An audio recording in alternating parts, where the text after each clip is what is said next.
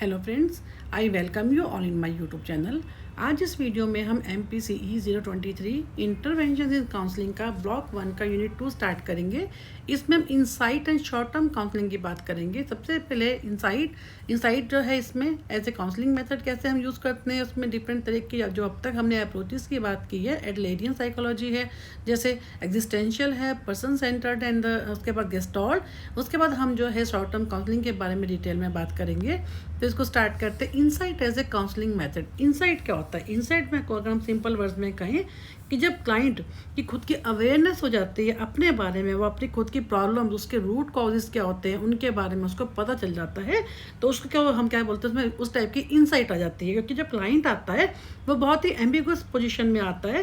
जब काउंसलर के पास विजिट करता है तो उसके साथ काउंसलर का काम क्या होता है कि उससे राइट क्वेश्चंस पूछे, उससे ऐसे क्वेश्चंस पूछे जिससे कि उसको जो हेल्प मिल सके क्लाइंट को, कि उसकी जो प्रॉब्लम क्या है उसको डिटेक्ट करने में, उसके कॉजेज़ क्या है उसके पीछे, वो सब चीज़ों के बारे में उसको अवेयरनेस हो सके और अपनी लाइफ का खुद जो है अब अपनी लाइफ के ऊपर से कंट्रोल हो सके।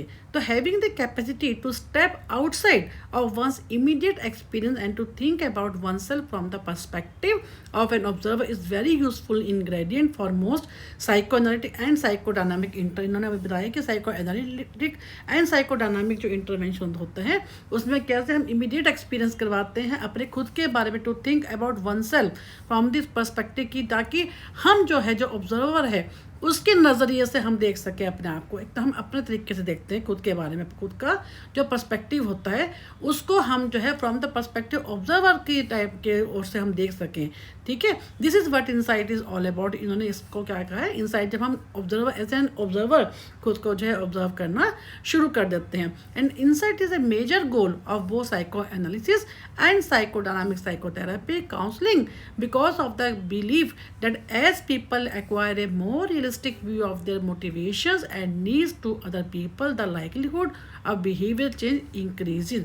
इसका मतलब क्या है कि ये जो है psycho analysis and psycho dynamic psychotherapy का ये बहुत ही इंपॉर्टेंट पार्ट है, बहुत ही इंपॉर्टेंट ये गोल है। क्योंकि हम जो काउंसलिंग करते हैं उसके पीछे मेन गोल क्या होता है कि हम इंसाइट को करवाना, ताकि उसके पीछे क्या होता है कि जो हमारी मोटिवेशंस के हम उनको देखते हैं कि as people acquire a more realistic view of their motivation and needs of other people, कि हमारी खुद की मोटिवेशंस क्या हैं और दूसरे लोगों की नीड्स क्या है हमसे, जिसके हिसाब से हमारा क्या होता है हम अपने बिहेवियर को चेंज कर पाते हैं। फिर है डेफिनेशन ऑफ, इन्होंने इंसाइट दी हुई है। Insight is self knowledge understanding the significance and purpose of one's motive और behaviour including the ability to recognise the inappropriateness and irrationality. हम कहाँ पे इनअप्रोप्रिएट थे, कहाँ पे हम इरेशनल थे, उन सब के बारे में हमें अपने खुद के बारे में, बिहेवियर के बारे में सेल्फ नॉलेज होना, खुद के बारे में अंडरस्टैंड करना, द सिग्निफिकेंस एंड कि हम लोग यहाँ पे क्यों हैं, हमारा पर्पस क्या है, उन सब के बारे में जो है नॉलेज होना, अवेयरनेस होना, इज ऑल अबाउट इनसाइट। तो अब क्या है कि insight is an integral process of in both individual and group process. की वजह इंडिविजुअल अगर हम बात करते हैं, चाहे हम जो है ग्रुप की बात करते हैं, where the client makes connection between the new information generated in therapy and present circumstances. इसका मतलब क्या है कि जब हम अपनी जो नई इंफॉर्मेशन होती है ना, जो हमारे को थेरेपी के बाद में हमारे को मिलती है उसको, और हमारे जो आज के जो प्रेजेंट जो है सर्कमस्टांसिस है, हम उनमें आपस में जो है कनेक्शन करना सीख जाते हैं कि हमें प्रॉब्लम कहाँ पे हो रही है। उन सब के बारे में हमारे को अवेयरनेस हो जाती है कि हम अपनी खुद की जो प्रॉब्लम है, जो हमें आज की डेट में जो हमारे जो प्रेजेंट सर्कमस्टांसेस है उनके साथ जो हमारे को इन्फॉर्मेशन मिली है after getting therapy, after getting counselling, तो उस समय हम क्या है उन दोनों के आपस के अंदर कोरिलेट करना सीख जाते हैं। तो वो क्या होता है हमारी, इन्होंने उसको क्या कहा, इनसाइट काउंसलिंग। फिर counselling and insight. Insight recognises that the first step in solving the problem begins with asking the right question. सबसे पहले क्या होता है, राइट क्वेश्चन पूछेगा जो है कौन, जो काउंसलर होगा। जो हम काउंसलिंग की बात कर रहे हैं तो साइकोलॉजिस्ट कौन तो होते हैं, हेल्प द क्लाइंट्स, यानी जो काउंसलर्स होते हैं help the clients to become aware of factors affecting their wellbeing and plan out a treatment programme which is the most appropriate for the clients problem. सबसे important क्या होता है कि वो क्लाइंट से जो क्वेश्चन ऐसे पूछेगा जो उसकी प्रॉब्लम से रिलेटेड होंगे। सेकंड क्या होता है, जिसके अंदर क्या होता है, insight promotes the mental health of the clients by generating an awareness. उसमें क्या होता है, क्लाइंट के अंदर अवेयरनेस को वो जो है जनरेट करेगा into their own conflicts and problems and how the same was caused and what could be done to overcome the same. ये काम क्या कि इसका हो गया, ये इंसाइट के थ्रू हम देखते हैं अपनी खुद की जो प्रॉब्लम है उसके बारे में, अपने खुद के दिमाग में जो कॉन्फ्लिक्ट चल रहे होते हैं, जो प्रॉब्लम्स होती है और ये क्यों हुई थी, वो क्या होती है हमारी अवेयरनेस उसके बारे में। इसको हम क्या करते हैं, इंसाइट में। उसके बाद क्या नंबर 3 पे, insight can help clients to realise the full potential. इसके थ्रू हम क्या करते हैं, इंसाइट के थ्रू, कि हम अपने फुल पोटेंशियल को अटेन कर पाते हैं। फिर क्या, insight actually refers to treatments involving complex conversation between therapist and clients. ये जो है हमारा 4th पॉइंट हो गया कि हम क्या करते हैं इसके अंदर, जो थेरेपिस्ट होते हैं और जो क्लाइंट के आपस की क्या होती है, कॉम्प्लेक्स कन्वर्सेशन होती है। The treatment helps clients understand the nature of their problem and meaning of their behaviour, thoughts and feeling. इस तरह से वो जो क्लाइंट होते हैं वो अपने खुद के बिहेवियर को, अपनी खुद की प्रॉब्लम्स को, उसके थॉट्स के, उसके दिमाग में क्या चल रहा है, उनके पीछे का कॉजेज़ क्या हैं, उन सब के बारे में जो है वो अवेयर हो पाते हैं। In other words, it help the person या client become aware of why he, जो है वो इस टाइप का उसका जो बिहेवियर है वो क्यों है, वो ऐसा बिहेवियर क्यों कर रहा है। उसके बाद इसकी हमारा 5th पॉइंट हो गया, दस insight therapy is an umbrella term used to describe a group of different therapy techniques that have some similar characteristics in theory and thought। इसके अलावा क्या होता है, जो इंसाइट में क्या होता है, जब हम इंसाइट थेरेपी की बात करते हैं तो उसमें इससे रिलेटेड और भी बहुत सारी जो होती हैं, जो भी आगे हम डिस्कस करने वाले हैं। डिफरेंट तरह की हम थेरेपी की बात करते हैं, जिसके कारण क्या होता है, हम इस थ्योरी के अंदर उन सबकी कहीं ना कहीं जो हमारे को जो चीज़ हमको लगती है, हम हर जो डिफरेंट तरह की जो थेरेपी हमारे को चाहिए होती है किसी भी केस को जब हम बात करते हैं, तो इंसाइट का मतलब क्या, जब इंसाइट थेरेपी की बात करते हैं तो डिफरेंट जो थेरेपी है उन टेक्निक्स में से हम कुछ कॉमन क्या होती है करैक्टरिस्टिक्स को ले लेते हैं। तो insight therapy assume that a person behaviour thoughts and emotions become disordered because the individual does। ये हमारा 6 पॉइंट हो गया कि ये क्या मानते हैं, इंसाइट थेरेपी क्या एज्यूम करती है कि जो हमारा एक बिहेवियर जो हमारा है, जो हमारे थॉट प्रोसेस है, हमारे इमोशंस हैं, ये क्या होते हैं हमारे डिसऑर्डर्ड कब होते हैं, because the individual does not understand what motivates him. जब क्लाइंट है या हम ये नहीं समझ पाते कि हमें क्या चीज़ मोटिवेट कर रही है, specially when A conflict develops between the person needs and drives.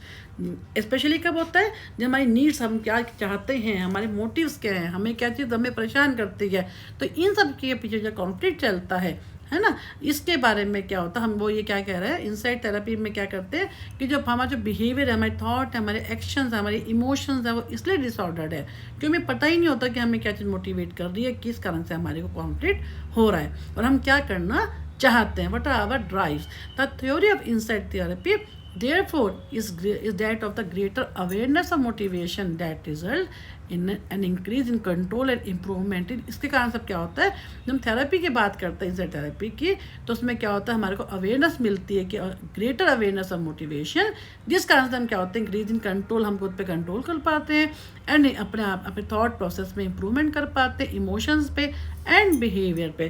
तो इसका मतलब क्या था, goal of this therapy is to help an individual discover the reasons, जो हमारे जो ऐसे रीज़न जो हमारे को थेरेपी का, जो इंसाइट थेरेपी की जब हम बात करते हैं, उसका मेन गोल क्या होता है कि हम जो इंडिविजुअल है उसकी हेल्प करना, कि जो रीजंस क्या है, हमारी मोटिवेशंस क्या है, जो हमारा बिहेवियर है उसके पीछे हमारे क्या रीजंस हैं, किस कारण से हम ऐसा बिहेवियर कर रहे हैं, फीलिंग्स हमारी क्या है, थिंकिंग क्या है, उसके हिसाब से।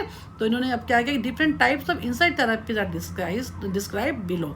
अब तक हमने क्या किया, ये सब बातों के बारे में बात किया कि कैसे कैसे इंसाइट थेरेपी में हम क्या क्या करते हैं, उसका मेन पर्पस क्या रहता है। अब हम इसमें बात करेंगे कि क्या क्या थेरेपीज होती है, जैसे हमने पहले भी पढ़ी है साइको एनालिसिस। इसमें क्या होता है साइको एनालिसिस में, जैसे हमने सिगमंड फ्रॉइड की हम ऑलरेडी इसके बारे में पढ़ चुके हैं। इसमें उन्होंने क्या कहा था सिगमंड फ्रॉइड के, वो believe that personal development is based on an inborn and particularly sexual drives, क्योंकि सिगमंड फ्रॉइड ने सेक्सुअल ड्राइव्स को बहुत ज़्यादा, इसको लिबिडो भी हमने नाम लिया था, तो उस टाइप से क्या हर एक में होते, डेट एग्जिस्ट इन एवरीवन। अब उन्होंने क्या इड ईगो सुपर ईगो की भी बात की थी, जिस कारण से क्या होता है, हम लोग जब उनमें कॉन्फ्लिक्ट चलता है तो हम डिफेंस मैकेनिज्म को यूज़ करते हैं। एक तो उन्होंने इसकी बात की थी। Second, psycho analytic theory and psycho analysis are based on Freud's second theory of neurotic anxiety. कब होती है? जब it is the reaction of ego. जो ईगो क्या होता है? जो हमारा रियलिटी के बेस पे होता है। When a previously repressed impulse pushes it to express. जब हमारी कोई ऐसी इड क्या होती है? जैसे जो बच्चे की तरह जो हट करते हैं, जो कि प्लेजर प्रिंसिपल पे होती है, ठीक है। जब हमारी ऐसी इम्पल जो है होती है वो कहीं रिप्रेस हो जाती है, वो पुश करती है। जब कई बार आप देखा होगा कि हम लोग कई बार ऐसे बच्चों की तरह, जैसे इन्होंने एग्जांपल भी दी है कि encounters situation that reminds it of A repressed childhood conflict often related to sexual or aggressive impulse that is overcome by overwhelming feeling of tension। यानी कई बार आप देखा होगा हम लोग कहीं जाते हैं तो हमारे अंदर कई बार हमारे बच्चों की तरह हम बिहेव करना शुरू कर देते हैं। ऐसा कब होता है? जब हमारी जो डिप्रेस कोई हमारी कोई ऐसी डिप्रेस्ड वो ऐसी कोई जो हमने कभी जिद की थी, जो हम चाहते थे, जो हमारी पूरी नहीं हुई थी, तो वो कहते हैं आज का अगर हम ऐसा बिहेवियर करते हैं तो वो कब होता है? जो चाइल्डहुड डिप्रेस चाइल्डहुड कॉन्फ्लिक्ट होता है वो, जिस कारण जो हमारा दबाव होता है, जो आज की डेट में सामने आता है। तो साइकोएनालिटिक जो थेरेपी होती है tries to remove the earlier depression. अब इसके थ्रू हम क्या करते हैं? जो इस टाइप की जो डिप्रेशन जो होता है, जो दबाव होता है हमारे माइंड में, इसको दूर किया जाता है। एंड हेल्प द पेशेंट माने क्लाइंट रिजॉल्व द क्लाइंट। जो चाइल्डहुड का जो कॉन्फ्लिक्ट होता है उसको दूर किया जाता है, उसको रिजॉल्व करने की कोशिश की जाती है through the use of adult reality. आज की डेट में जो रियलिटी है उसके थ्रू उसको बताया जाता है इस थेरेपी के थ्रू कि आज जो रियलिटी वो ये है। भले ही आपके दिमाग में जो है अनकॉन्शियस माइंड में जो भी कोई रिप्रेस इड है, इम्पल्स है, जो आज की डेट में आपके बिहेवियर में शो कर रही है, जो आ रही है, लेकिन ये कब क्यों होता है? क्योंकि हमारा जो है चाइल्डहुड ट्रॉमा कोई हमारे को ऐसा है जिस कारण से जो हमारे डिप्रेस्ड है, जिसके कारण आज आप ऐसा कर रहे हो। तो childhood depression had prevented the ego from growing as the conflict is faced and resolved, the ego can। अब इस तरह से उनकी हेल्प की जाती है, किस ढंग से जो ईगो है can recentre a healthy growth pattern. फिर there certain important psychoanalytic techniques कौन कौन सी है? सच है, अब कौन कौन सी टेक्निक्स के हम यूज़ करते हैं साइकोएनालिसिस की जब हम बात करते हैं? फ्री एसोसिएशन हो गया, ड्रीम एनालिसिस हो गया, ट्रांसपेरेंस हो गया। जिसमें फ्री एसोसिएशन में हमने क्या किया था? जिसमें जो क्लाइंट होता है वो बिना उसको इंटरफेयर किए, बिना उसको इंटरप्ट किए, बिना उसको रोके, विदाउट इनहिबिशन हम क्या करते हैं? उसको बोलने का मौका दिया जाता है जो उसके दिमाग में आता है, ताकि जो उसका जो अनकॉन्शियस माइंड का जो मटेरियल है वो क्या करे? वो कॉन्शियस माइंड में आ जाए। विच normally he can not mention without feeling. जो ऐसी फीलिंग जो जिसके कारण उसको शर्म फील होती है, गिल्टी फील होता है, उन चीज़ों को वो जो डिप्रेस मटेरियल है उसको विदाउट इंटरप्शन वो बोले, अपने सबके सामने लेके आए, तो with the help of the counsellor. तो ये क्या? This instant help the client to face the problem squarely and understand his or her own behaviour in terms of the root causes. इस ढंग से उसके रूट कॉजेज तक पहुँचा जाता है। जब हमारे को एक बार कॉज मालूम हो जाता है, the client is able to get over the problem. तो जब उसका अपनी प्रॉब्लम का रूट कॉज मालूम हो जाता है तो उसके बाद क्या होता है? अपनी प्रॉब्लम को वो ओवरकम कर पाता है। दस insight development in psychoanalysis through the free association is undertaken. तो ये इन्होंने फ्री एसोसिएशन की बात की। फिर हम बात करें ड्रीम एनालिसिस की। इसमें क्या होता है? When a person sleep the repressed material are allowed to enter the conscious. जब हम सो रहे होते हैं तो जो हमारा जो ऐसा डिप्रेस मटेरियल जो होता है, जो हमारे अनकॉन्शियस माइंड में होता है, वो क्या होता है? हमारे कॉन्शियस माइंड में आ जाता है। इसमें क्या होता है? ये सिगमंड फ्राइड की बहुत इंपॉर्टेंट जो टेक्निक्स है इसकी उन्होंने बात कर रखी है, क्योंकि हम साइको एनालिसिस की बात कर रहे हैं। तो पहले हमने क्या किया? फ्री एसोसिएशन की बात की। अब हम बात कर रहे हैं ड्रीम एनालिसिस की। तो इसमें क्या होता है? As this repress thoughts are threatening they can not be experienced in their actual form. क्योंकि ये जो ऐसी मेमोरीज होती हैं जिनको हम नहीं याद करना चाहते, ये जो थॉट्स होते हैं हमारे ड्रीम्स में डिस्गाइज होते हैं, छुपे हुए होते हैं, लेकिन with the help of counsellor therapist उनका मीनिंग समझा जाता है। As the dreams are told and narrated to the counsellor. जब ये ड्रीम जो होते हैं जो हमारे को आते हैं, ये थेरापिस्ट के सामने हमें हम जो थेरापिस्ट के थ्रू मतलब जो क्लाइंट है वो बताता है उसको नरेट करता है टू द काउंसलर थेरापिस्ट। और जो भी ड्रीम्स होते हैं उनको एनालाइज किया जाता है, उसको इंटरप्रेट किया जाता है बाय द थेरापिस्ट। इस टाइप से क्या होता है? Dreams are interpreted, the therapist helps the client to develop insight into the causes of the problem as interpreted from the dreams. उसके अलावा इन्होंने थर्ड अप्रोच की क्या बात की? ट्रांसपेरेंस। इसमें क्या होता है? गोल क्या होता है इसका? इसका भी गोल क्या होता है, gain insight into the childhood origin of repress conflict. जैसे इसमें क्या क्या कहा जाता है, जो क्लाइंट होता है उसको क्या कौन बोलता है, काउंसलर की आपके दिमाग में, आप सोचो आप मान लो आपको अपने पेरेंट्स से, किसी से आपको अपनी मदर से ये प्रॉब्लम हुई है कोई, तो अब आपके आपके जब वो बातें करता है क्लाइंट के साथ, तो बहुत सब चीज़ें उसको समझ में आती हैं कि क्लाइंट का जो कॉन्फ्लिक्ट है किस कारण से, किस चीज़ पर ज़्यादा वो प्रेशर दे रहा है, किस चीज़ से वो दूर भाग रहा है। तो उसके हिसाब से फिर कहा जाता है कि आपको, आप बताओ, मान लीजिए आपको आपको अपनी मदर से है जो है, वो खुद अपने आप को कहता है कि मैं खुद आपकी मदर हूँ, अब बताओ आप मुझे ऐसे बिहेव करता है, आप मुझे बताओ कि अगर मैं आपकी मेरी जगह आप अपनी मदर को देखा, फिर वो क्या करता है, जिस ढंग से वो क्लाइंट होता है अपने जो इस टाइप की जो रिप्रेस डिज़ायर्स होती है, जो उसकी फीलिंग्स होती हैं, जो नेगेटिव होती हैं, जिनको वो नहीं लाना चाहता, उनको वो प्रोजेक्ट करता है। तो इसको हम क्या बोलते हैं, ट्रांसपेरेंस। तो इस टाइप से क्या होता है कि ये हमारी क्या होगी, ट्रांसपेरेंस। इसके अलावा क्या इन्होंने क्या कहा कि the counsellor studies the clients defence mechanism, जो किस कारण से हम डिफेंस मैकेनिज्म को वो यूज़ कर रहा है क्लाइंट, जो कि हमने ऑलरेडी किया, जो ईगो को डिफेंस करता है, जो उसके दिमाग में चल रही होती है, उसको किस कारण से करता है, क्योंकि जब ईगो सुपर ईगो में आपस के अंदर कॉन्फ्लिक्ट चलता है, एंग्जाइटी होती है, उसको कन्फ्रंट करने के लिए जो है क्लाइंट क्या करता है, डिफेंस मैकेनिज्म को यूज़ करता है। तो counsellor tries to interpret the clients behaviour pointing out, तो इस ढंग से जो है काउंसलर क्या करता है कि जो क्लाइंट का बिहेवियर ऐसा क्यों है, जहाँ उसको लगता है कि क्लाइंट जो है वो डिफेंस मैकेनिज्म को यूज़ कर रहा है, तो इस कारण से वो क्या करता है, किस कारण से वो अवॉइड कर रहा है, उसकी बात से क्यों दूर भाग रहा है, उसको बताता है कि आप कहाँ पे गलत हो, आप कहाँ पे अपना जो है इस चीज़ को यूज़ कर रहे हो।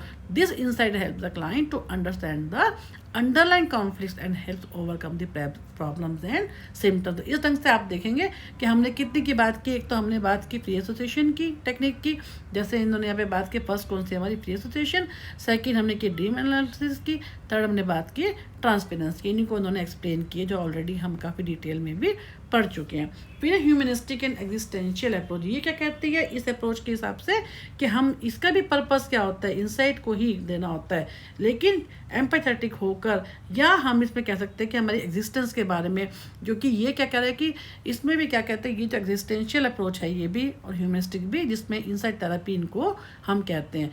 These therapies are insight focused as they're based on assumption that disordered behavior can be overcome by increasing the awareness of the client of their motivation and need। इसलिए हम कहते हैं कि ये जो अप्रोच है ये भी, क्योंकि इसका भी मेन पर्पस क्या होता है, इंसाइट गेन करना। इंसाइट क्या होता है, हमारी अवेयरनेस। इंसाइट को एकदम सिंपल वर्ड्स में क्या कहें, अपने खुद के बारे में अवेयरनेस क्रिएट करना, that is called the insight. तो ह्यूमनिस्टिक एंड एग्जिस्टेंशियल अप्रोच जो क्या कहती हैं, place more emphasis on a person freedom of choice. ये किस पे कहते हैं, फ्रीडम ऑफ, हम अपने जो है फ्रीडम हमारे पास हो, हम खुद अपने जो डिसीजन हम खुद ले सकें, and believe that free will it a person most valuable trait and is considered a gift to be used wisely। यानी कि हम सभी अपनी फ्रीडम, जो हमारे को सबको फ्रीडम ऑफ चॉइस है, ठीक है, और ये क्या मानते हैं कि that free will is a person most valuable trait, क्या अपनी खुद के तरीके से सोचना ये सबसे वैल्यूएबल ट्रेट है एक पर्सन के लिए, and considered a gift to be, और इस ढंग से ये सभी के लिए क्या है, गिफ्ट के रूप में इन्होंने कहा है भी हम सभी इस वास्तव में जितने भी ह्यूमन बींग्स हैं, they are all free to choice their own decision. तो एनालिटिक जो साइकोलॉजी है organises personality type into groups, familiar terms जिसमें क्या है एक्सट्रावर्टेड और इंट्रोवर्टेड। इसके अलावा इन्होंने दो टर्म्स की बात की, एक्सट्रावर्टेड एंड इंट्रोवर्टेड। एक्सट्रावर्टेड क्या होता है, जिसके अंदर जो हम औरों के बारे में, जो एक्सट्रोवर्ट होते हैं, जो हर एक से हंस मिल के बात करते हैं, जो हर बात को अपने तक नहीं रखते।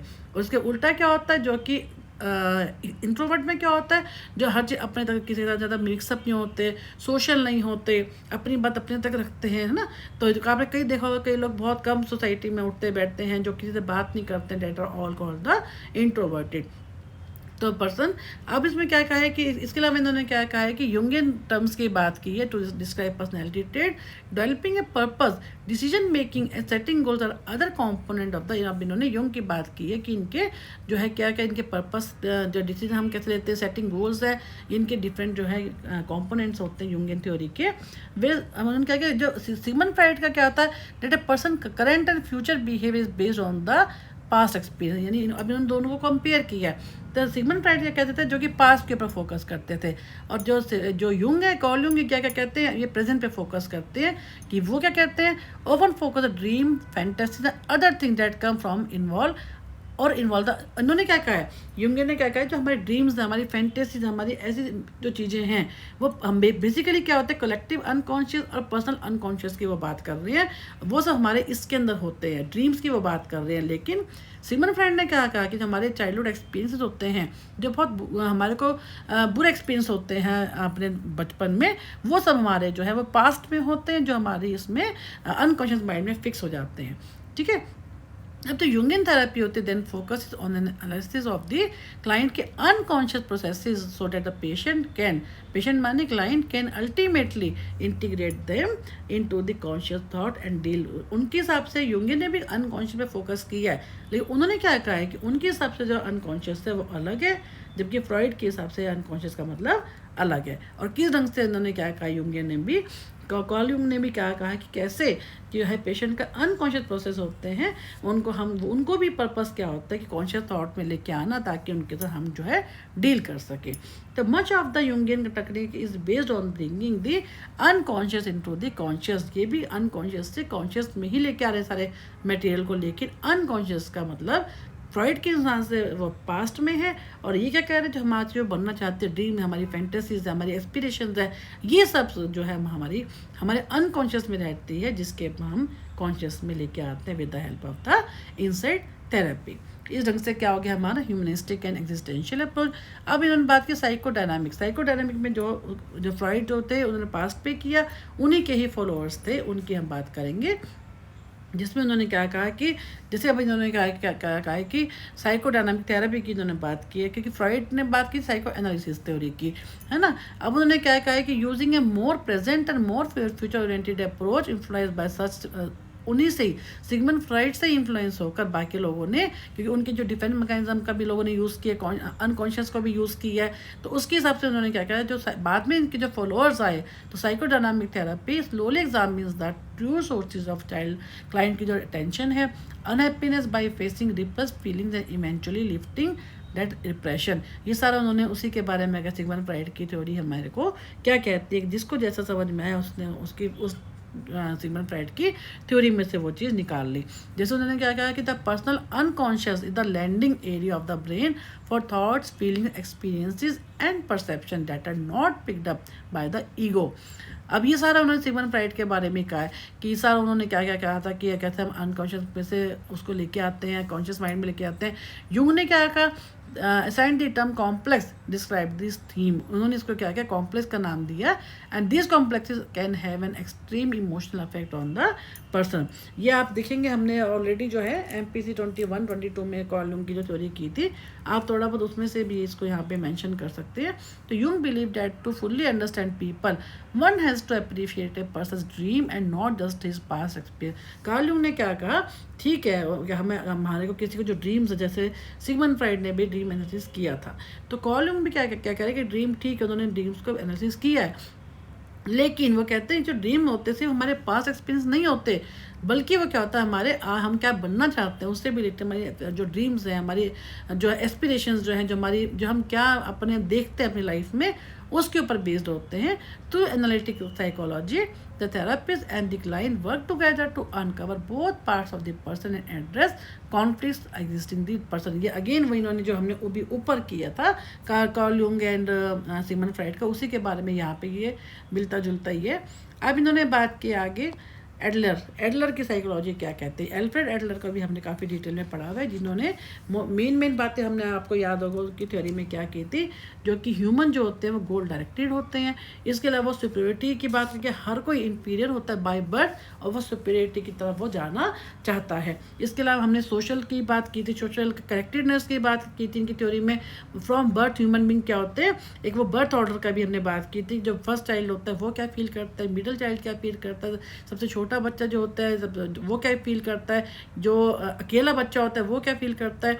तो इस सारा उन्होंने क्या कि एडलर की साइकोलॉजी में भी कहाँ पे हम इंसाइट की बात करते हैं, उसी को उसने इंसाइट के साथ उन्होंने कोरिलेट किया है कि Adler view of personality stress the importance of the person as a whole. उन्होंने एज ए होल की बात की थी पर्सन की, but also of the individual interaction, society की बात की थी, क्योंकि उन्होंने हमेशा एडलर ने क्या कहा कि जो ह्यूमन बींग्स होते हैं सब क्या होते हैं, सोशल होते हैं, गोल डायरेक्टेड होते हैं, क्रिएटिव होते हैं, और अपना खुद का जो ओन फ्यूचर के लिए खुद क्या होते हैं वो रिस्पॉन्सिबल होते हैं। तो एक इन्होंने जैसे मैंने भी आपको बताया सुपीरियरिटी की बात की थी कि हर कोई जो है इन्फ्योरिटी की फीलिंग से पैदा होता है। बच्चा भी क्या करता है, देखता है कि बहुत छोटा है अभी, वो बड़ों के हिसाब से उनको देखता है, तो इस टाइप से वो क्या होता है, हर एक के अंदर हमारे अंदर बाय बर्थ क्या होता है, हम इन्फीरियर अपने आप को फील करते हैं। तो इस ढंग से उन्होंने क्या कहा है कि Adler claim that a person fulfilment was based on doing things for the social good. हम अपनी ओर से सुपीरियर बनने के लिए अच्छा करते जाते हैं। Like Jung, Adler also argued the importance of working toward personal goals in therapy. उन्होंने भी कॉल यूंग की तरह पर्सनल गोल्स पे फोकस किया है। The main factor in Adler work was focus on individual psychology. इन्होंने इंडिविजुअल फिनोमिनोलॉजी की बात की कि हमारी लाइफ में जो हमारे को एक्सपीरियंस होते हैं वही हम आगे जाके जो है हमारी लाइफ में दिखते हैं। इसके अलावा इन्होंने क्या कहा था, working to help patient to get over the illogical expectation made on themself. कई बार हम गलत अपने बारे में गलत चीज़, हमारे को प्रॉब्लम कहाँ होती है, जब हम कोई अपने बारे में गलत एक्सपेक्टेशन कर लेते हैं, कोई हमारी इलॉजिकल हमारी कोई वो एक ड्रीम बना लेते हैं जिस कारण से हम उनको अटेन नहीं कर पाते, जिस कारण से हमारे को प्रॉब्लम होती है। तो crucial to the Adlerian therapy technique is the establishment of good therapeutic relationship. अब इन्होंने क्या किया, एडलर के अप्रोच में वही सबसे कॉमन चीज़ है कि थेरापिस्ट एंड क्लाइंट का जो आपस का रिलेशन होते हैं वो रिस्पेक्ट पे बेस्ड होता है, म्यूचुअल ट्रस्ट पे। ये तो इनफैक्ट सारी ही जो काउंसलिंग का बेस यही होता है। फिर one of the most important goals of the Adler theory क्या होता है, क्लाइंट्स का इंक्रीज इन सोशल इंटरेस्ट। ये सबसे इंपॉर्टेंट है, उन्होंने सोशल इंटरेस्ट का बहुत इंपॉर्टेंस दिया, सोशल करेक्टेडनेस का बहुत इंपॉर्टेंस दिया, as well as self awareness का मतलब क्या है, इंसाइट एंड सेल्फ कॉन्फिडेंस। तो अगेन ये जो इनका काम क्या होता है, एडलर की जो थेरेपी होती है ये अगेन क्या करती है, इंसाइट थेरेपी पे बेस्ड है। फिर बात करेंगे एग्जिस्टेंशियल थेरेपी भी क्या कहती है कि हम क्यों हैं इस दुनिया में, हमारी एग्जिस्टेंस क्या है, हमारी लाइफ का पर्पस क्या है, हम सक्सेसफुल क्यों होना चाहते हैं। तो इन सब के ऊपर बेस्ड है। और फाइनली क्या होता है, इसमें भी क्या करते हैं, इंसाइट की हम बात करें कि अनदर इंसाइट थेरेपी, क्योंकि हम अब तक सारी की सारी इंसाइट थेरेपी की बात कर रहे हैं। तो अनदर इंसाइट थेरेपी उन्होंने क्या कहा, एग्जिस्टेंशियल थेरेपी है which is based on the philosophical theory of existential, कि हम क्या हैं, हमारी इंपॉर्टेंस क्या, हमारी पर्सनल हमारी एग्जिस्टेंस क्या है। One important component of this theory is dealing with life की थीम क्या है। इंस्टेड ऑफ टेक्निक्स की हम बात नहीं कर रहे हैं, हम इसमें बात कर रहे हैं हमारी जो लाइफ की थीम्स क्या हैं, ठीक है, किस कारण से हम हमारे अंदर इस एबिलिटी को पैदा करना, look beyond the immediate problems and events in his or her life, focus instead on the problems of human existence. हमारी जो खुद की जो एग्जिस्टेंस क्या है हम उसके ऊपर फोकस करते हैं, रादर दैन हम उसके कि हमारी जो लाइफ की पीछे इवेंट्स क्या हुई हैं, प्रॉब्लम क्या हुई हैं, उनसे नहीं, हमारे जो आज के कारण हमारी एग्जिस्टेंस क्या है, हम इस दुनिया में क्यों आए हैं। This is all about the existential therapy, जिसमें हम अपने खुद की हम देखते हैं कि हम अपनी लाइफ के में जो आए, हमारा पर्पस क्या है, हम क्यों सक्सेसफुल होना चाहते हैं। हमारी लाइफ अगर हम कुछ नहीं करते तो that is all meaningless. The first existential therapies were trained in Freud theory of psychoanalysis, but they disagreed with Freud's stress on the importance of biological drives and unconscious processes in the एक इन्होंने psyche की बात की थी। Instead, these therapists saw their clients as they were in reality, not a subject based on the theory। वो कहते हैं कि ये जो थेरेपीज होती हैं ये सारी की सारी अपने क्लाइंट्स को वास्तव में वो क्या है उसमें देखती है, ना कि किसी थ्योरी के बेस पर देखती क्लाइंट ऐसा है वैसा है। वो कह रही आज की डेट में वो ये देखते कि जो रियलिटी क्या है, प्रेजेंट पे वो फोकस करती हैं, ना कि हम उसके पास्ट के ऊपर फोकस करते हैं। With existential therapy the focus is not on technique but on the existential themes and how they apply to the patient. through a positive constructive therapeutic relationship between therapist and the client. The existential therapy uncovers common themes occurring in the patient life. तो यानी क्या है कि हर एक approach में जब भी हम किसी भी थेरेपी की बात करते हैं, क्लाइंट एंड काउंसलर का सबसे ज़्यादा इंपॉर्टेंट होता है दोनों का रिलेशनशिप। इसके अलावा इन्होंने क्या कहा है कि ये देखना कि हम जो है अपनी लाइफ की जो कॉमन थीम्स हैं, अपनी लाइफ के जो मेन पर्पस हैं, हम क्या हमारे मोटिवेशंस हैं, क्या हम करना चाहते हैं, उन सबको अनकवर करती है ये एग्जिस्टेंशियल थेरेपी। तो existential therapist must be fully aware of the client या पेशेंट एंड दे नीड्स, कि वो क्या क्या चाहते हैं, in order to help them attain the position of living to the full of the existence, fullest तक कि अपनी लाइफ में जो उनकी एग्जिस्टेंस है उसको फुली अचीव कर सके, फुली उसको जी सके। As patients become more aware of them self and the result of their action, they take more responsibility for life and become more active. जब इंसाइट आ जाती है, जब हम अवेयरनेस की बात करते हैं, जब क्लाइंट होते हैं अपनी लाइफ के बारे में अवेयर हो जाते हैं, अपनी लाइफ की जो है रिस्पॉन्सिबिलिटी लेना शुरू कर देते हैं, तो इस टाइप से वो कहते हैं फुली पोटेंशियल, फुली जो है वो अपनी उनके अंदर हम जो बात कर रहे हैं इनसाइट आ जाती है। तो ये भी क्या है, existential therapy is also a part of the insight therapy. अब बात करते हैं पर्सन सेंटर्ड, जो कि कार्ल रोजर्स की थी। उन्होंने क्या कहा था कि उन्होंने भी क्या कहा था, उनकी जो स्टेज कहती है तो डेवलपमेंटल स्टेज है, नॉन डायरेक्टिव है, क्लाइंट सेंटर्ड थी एंड पर्सन सेंटर्ड। हमने ऑलरेडी इसके बारे में किया था, जिसमें उन्होंने बहुत ज़्यादा क्लाइंट को उन्होंने इंपॉर्टेंस दी थी कि क्लाइंट जो है खुद अपने उसमें उसको बहुत रिस्पेक्ट दिया था, उसमें एम्पैथी दी थी। हमने काफ़ी पर्सन सेंटर्ड के बारे में पढ़ा हुआ है। इसमें क्या क्या था कि Rogers believe that people should be responsible for themselves even when they are troubled. अगर हम किसी मुसीबत में भी हैं तब भी हम खुद अपने आप को कंट्रोल कर सकते हैं, हम खुद अपने आप के ऊपर हम खुद के लिए रेस्पॉन्सिबल हैं। उन्होंने क्या किया था, सिर्फ उन्होंने, क्योंकि इसको नॉन डायरेक्टिव का मतलब क्या है कि कहीं पे भी काउंसलर ने या थेरेपिस्ट ने क्लाइंट को डायरेक्ट नहीं किया था। जब क्लाइंट बोलता है तो उसको डायरेक्शन नहीं दी थी, बस उसको सुना था। लेकिन क्या किया था, उनको एक तो कॉन्ग्रुएंट हुआ था इसमें, जो काउंसलर जो हर एक टेक्निक में होता है, उसका ट्रस्ट, एम्पैथी है ना, उसको अनकंडीशनल पॉजिटिव रिगार्ड दिया था, ताकि क्लाइंट को अपने आप अपने खुद के लिए रिस्पॉन्सिबल जो है उस चीज़ को समझ सके, ताकि उसमें इंसाइट आ सके, अपने खुद के बारे में उसमें अवेयरनेस आ सके। तो person centred therapy takes a positive view of patients believing that they tend to move forward. कहाँ पे, फुली फंक्शनिंग की बात हमने की थी, क्योंकि हर किसी में जो है इतना होता है, इतनी कैपेसिटी होती है, लेकिन उनको अवेयर करना पड़ता है to reach the fullest. Fully functioning का मतलब क्या है, to reach the full potential, जितनी उनमें कैपेसिटी है वो वहाँ तक पहुँच सके। तो person centred therapy is based more on A way of being, कि वो हम way of being rather than a therapy, कि हम जो हम हैं, हम कैसे बनना चाहते हैं, क्या हम हैं, तो उसके लिए क्या है, हम कैसे हैं उसके ऊपर फोकस किया है, खुद के लिए कि अब हम क्या हैं, हम उसी पे फोकस करें। तो इस टाइप से उन्होंने क्या कहता था, पेशेंट मस्ट बी एंशियस और इनकॉन्ग्रुएंट। उन्होंने क्या चीज़ मानी थी, जब क्लाइंट आता है तो वो इनकॉन्ग्रुएंट, उसे पता ही नहीं लेकिन हारमोनी है, तो उसमें वो क्या करता है, वह इसलिए वो क्लाइंट के पास आता है, वो क्लाइंट जो है वो थेरेपिस्ट के पास आता है। And the therapist must be genuine, जो थेरेपिस्ट तो जेन्युइन होना चाहिए, यानी जो वर्ड्स हैं, उसकी फीलिंग है, उसके हिसाब से उसके एक्शंस है वैसे ही होने चाहिए।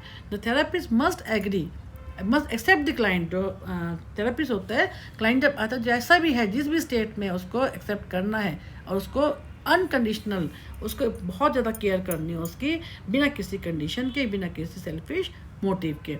इसके अलावा in addition the therapist must understand the patients thought, उसके जो पेशेंट जो क्लाइंट है उसके थॉट्स को समझना है, उसके एक्सपीरियंसेस को, और उसके अलावा जो बोल रहा है उसको समझ के फिर उसको दोबारा उसी को बताना है, रिले करना उसको जो बोल रहा है, उसके बाद में ब्रीफ करना कि तुम्हारे को आप इस फेज में से निकल रहे हो, आपने मुझे ये कहा, तो इस टाइप से।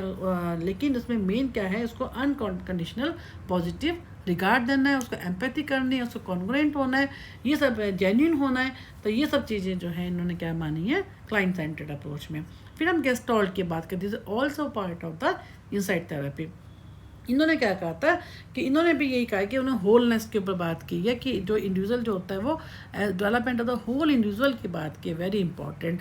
गेस्टॉल्ट का मतलब भी क्या है कि इन्होंने होलनेस की बात की है कि this was attend by increasing the patient awareness of unacknowledged feelings and becoming aware of the parts of the patient's personality that had been previously denied। उसको अपने होलनेस के बारे में बताना, उसमें अवेयरनेस करवाना, ऐसी जो चीज़ों जिनके बारे में उसको फीलिंग, ऐसी फीलिंग से उसको एक्नॉलेज करवाना जो कहीं ना कहीं मिसिंग है उसकी पर्सनैलिटी में, उसको बताना कि नहीं आप ऐसा कर सकते हो, है ना। तो उसमें क्या कि उसको, ताकि उसको अपने बारे में इंसाइट आ सके होलनेस के बारे में, ऐसी उसके पर्सनैलिटी के ऐसी चीज़ों के बारे में जिसके बारे में खुद भी क्लाइंट जो है वो अवेयर नहीं है। तो gestalt theory state that people are basically, वो क्या मानते हैं, बेसिकली सब लोग क्या होते हैं, अच्छे होते हैं, and that this goodness should be allowed to show itself. इसमें क्या होती है कि also psychological problem originate in frustration. शुरू में क्या करते हैं वो फ्रस्ट्रेशन भी होती है, डिनाइल भी होता है, लेकिन बाद में क्या होता है with the help of gestalt therapy जो इंसाइट क्रिएट की जाती है।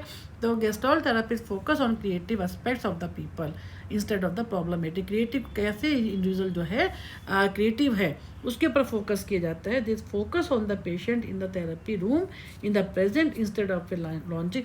यानी ये क्या है, ये पास्ट पे फोकस नहीं करती बल्कि किस पे करती है, प्रेजेंट के ऊपर। इसके अलावा if the past enter the session, जिस रूम में काउंसलिंग हो रही है वहाँ पे सिर्फ प्रेजेंट के ऊपर फोकस किया जाता है। If the past enter the session and creates problem for the patient, it is brought into the, अगर कोई पास्ट की कोई प्रॉब्लम है भी जो उसको तंग कर रही है तो उसको it is brought into the present, उसको क्या होता है प्रेजेंट में लाया जाता है, फिर उसके ऊपर डिस्कशन होती है। The question of why is why जो होता है उसको डिस्करेज किया जाता है, क्योंकि उसके कारण क्या होता है, इंसान जो होता है वो पास्ट में जाता है। तो because trying to find causes का मतलब क्या है कि फिर उसमें क्या होता है, अगर हम वाई की बात करेंगे तो हम कॉजेज को ढूंढना शुरू कर देंगे, जिसका कारण से हम जो एस्केप द रेस्पॉन्सिबिलिटी, जिसका कारण से क्या होता है जो क्लाइंट होगा escape the responsibility for decision made in the past. इसलिए क्या होता है थेरापीज का रोल बहुत इंपॉर्टेंट होता है। उसमें क्या होता है कि कई बार पेशेंट्स आर समटाइम्स फोर्स्ड और even bullied into awareness of every minute details of the present situation. हम प्रेजेंट की बात कर रहे हैं इसलिए हम इसमें कहीं पे भी पास्ट की बात नहीं करेंगे। जब हम पास्ट की बात नहीं करते, अगर हम पास्ट की बात करेंगे तो कहीं ना कहीं इसमें वाई की बात आएगी, कॉजेस की बात आएगी, जिससे जो क्लाइंट होता है वो दूर भागना चाहता है। तो इसलिए हम क्या करते हैं, इसको कहीं ना कहीं इसको ऐसा याद आया कि कहीं किसी ने उसको परेशान किया है, बुली वाली जैसे इन्होंने बात की है, तो इस कारण से उसको प्रेजेंट सिचुएशन में ही उससे रहकर उससे बात की जाती है। तो गेस्टोलॉजिस्ट क्या होते हैं, believe that awareness acted as curative, इन्होंने क्यूरेटिव की बात की है in the integral part of this therapy process. The goal of gestalt therapy is to help patient understand and accept their needs, अपने ताकि जो अपने आप हम प्रेजेंट की बात करें, अपने जो उसकी नीड्स क्या है उनको पहचाने, वो किस चीज़ का उनको डर है उसको देखें। इसके अलावा उनमें अवेयरनेस पैदा करना, how they keep themselves from reaching their goals, कैसे अपने गोल्स तक वो पहुंच सकते हैं, and taking care of their, अपनी नीड्स तक वो कैसे पहुंच सकते हैं, कैसे अपनी नीड्स को पूरा कर सकते हैं। Also the Gestalt therapist strives to help the client encounter the word in a non judgmental way. हमें नॉन जजमेंटल होके ही बात करनी है। तो इसमें हेयर एंड नाउ की बात की है, ये सारा जो है इन्होंने क्या कहा है गेस्टॉल्ट, जो हमने ऑलरेडी काफ़ी डिटेल में किया बाकी मॉड्यूल्स में, अब वहाँ से भी लेके इसको कर सकते हैं, क्योंकि हर बेसिकली इन्होंने क्या कहा है इन अप्रोचेस के थ्रू, इन थेरेपीज़ के थ्रू, कि कहाँ पे इन सब का पर्पस, मेन अल्टीमेट पर्पस क्या होता है, इंसाइट टू क्रिएट करना। इंसाइट क्या होता है, जो हमारी खुद की अवेयरनेस, जब हम ऑब्जर्वर के हिसाब से, हम एज एन ऑब्जर्वर देखिए कि हम कहाँ पे सही हैं, हमारी कोई प्रॉब्लम क्या हुई थी, क्या उसके कारण थे, हम खुद के अंदर हमारे इतना कॉन्फिडेंस आ जाए कि हम अपने आज हम प्रेजेंट के अंदर जीना सीख जाएं। तो ये जितनी भी थी हमारी जो है ये इंसाइट थेरेपी हमने की है, इस वीडियो को हम यहीं पे ख़त्म करते हैं। नेक्स्ट वीडियो में will start from short term counselling. Thank you for